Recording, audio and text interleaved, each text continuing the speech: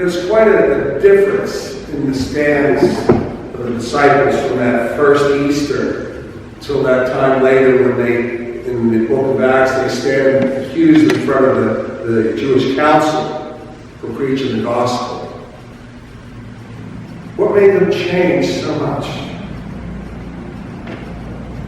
On this Sunday of Easter, we're going back to last week, you could say.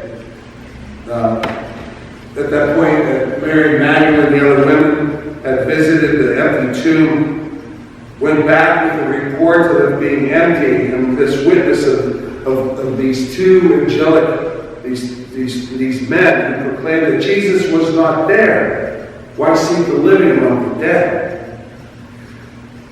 And also that first report, Peter ran to see if that was true. The tomb was empty, but still he did not believe. And the rest of the disciples either. They did not believe. They were skeptics. Something had happened. Someone had taken the body of him living, him rose from the dead. They weren't buying initially. As many do today. You know, there's not so much today in the church, but there was a movement in the 70s to try to argue away all the mysticism of Scripture, to find a logical reason for things that happened. As part of the sea, Moses was actually on a sandbank, and it wasn't when the winds were prevailing and they caused this place where they could cross. Or the tomb, Jesus actually didn't raise from the dead. It was his word that raised from the dead and inspired the people. Not the truth of the matter, that he was alive and living. So, and that type of mindset's still out there today. There's those like Thomas, he was a great guy, but they just aren't putting their head around it if they believe it at all. They're skeptical, as many are today, of the truth of this report that Jesus, after being crucified, tortured, crucified, laid into a tomb for 3 days, stood and lived again. The truth is, the witness of the living Jesus continued. It wasn't just an empty tomb. The story continues as we read today. The witness continues. And even after that, in many ways, the witness of Jesus, even today, is out there in the miraculous. And as we return to that first day of Easter, like I said, it was in the evening that there was this reconnect with the disciples as Jesus came and appeared to them, as they first witnessed Christ's triumphant resurrection. Always put the women by it first. And then took the guys who were more skeptical, but still, that did not change the outcome. Christ also came to them, and here we find this witness of them seeing Jesus. And as we should recall, having experienced what they had, I can understand why they were living in fear until they seen our Lord. I can see why, from watching him being wrongfully arrested, seeing him being tortured, marched to that mount, nailed to that cross, and run through. They witnessed all that. And Peter denied Christ 3 times, knowing that he could be easily put to death with Christ at that point. That fear had overcome all of them, those first 12, and first 11. But Christ came to them in assurance that all now is well. It's good. It's where they need to be. And we're going to move forward now. This is the new direction. The new mission is at hand for the gospel. And we're going to help you take it on, says Jesus. Here too we reunite, with the doubt and uncertainty of Thomas. Not being there with that first evening when Jesus returned, a skeptic. As most people today, they want the goods. They want the tangible evidence. They want an actual witness. they're saying is now a living Jesus. So here we are. A week later, when disciples, including Thomas now, were together again, Jesus comes to them again. And instead of letting Thomas even begin to comment about his doubt, Christ already was quite aware. And immediately presses Thomas's resolve for evidence, making him physically touch the holes in his hands, physically having him place his hand in Christ's own side. Of course, then we hear Thomas proclaim, "My Lord and my God." Now, he definitely believed then that he had the tangible goods.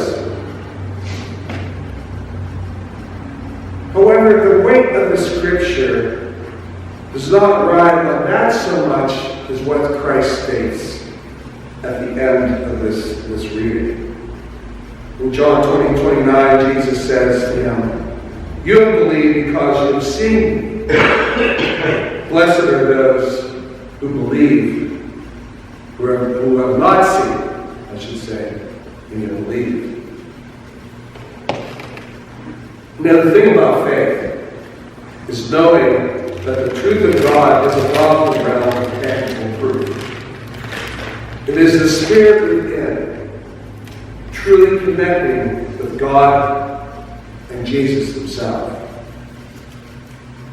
So like I said, that first fear and intimidation by all that happened, they were hiding, the disciples were hiding. They didn't want to be out there for fear of their own lives. So much changes by the time we get it back to them in the book of Acts. We read today also about the disciples, because they've been arrested for preaching Christ crucified and resurrected, preaching his gospel. And knowing that their own fate could be the same, but that does not daunt them. As we also know, that can be sealed at all, but we really messing my words up here. Most of us do know, right, that the disciples, practically all, except for John, were murdered themselves. Every one. I was actually looking into that this morning before I came. Every one of them, in defense of the faith, died.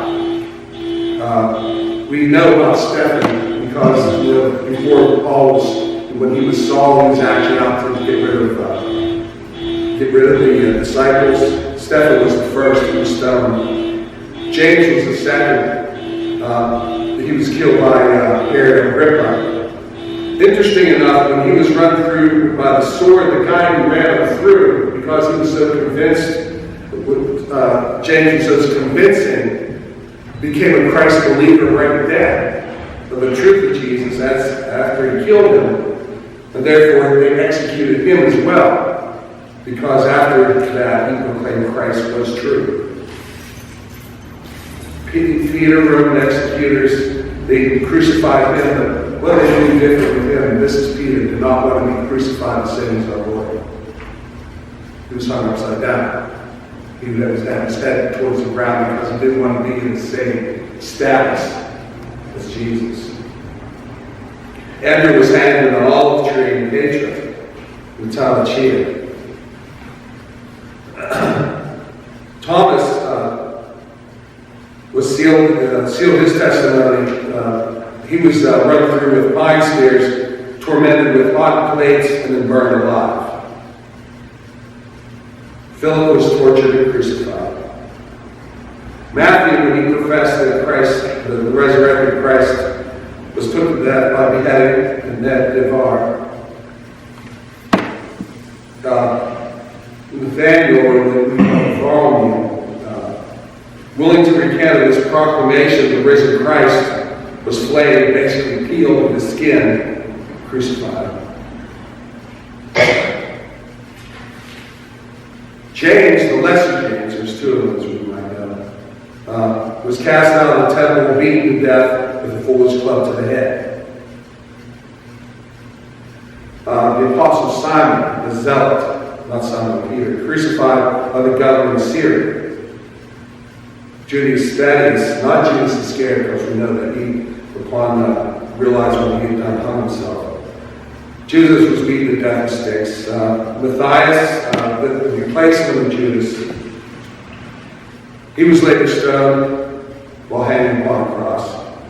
And like I said, John lived, because we were reading the revelation on his last works.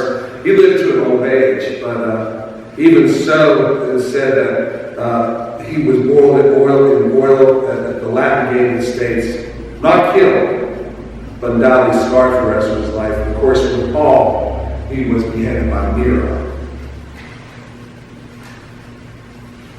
Some pretty gruesome stuff to be talking about church on Sunday morning. But that was their resolve. That's how there's that much truth in their hearts of the living Christ they come to them. So what changed? And like I said, there's actually at the end of that, and I should have quoted, I should have done this properly, I should have gotten the author's name when I looked at this. Let me find it.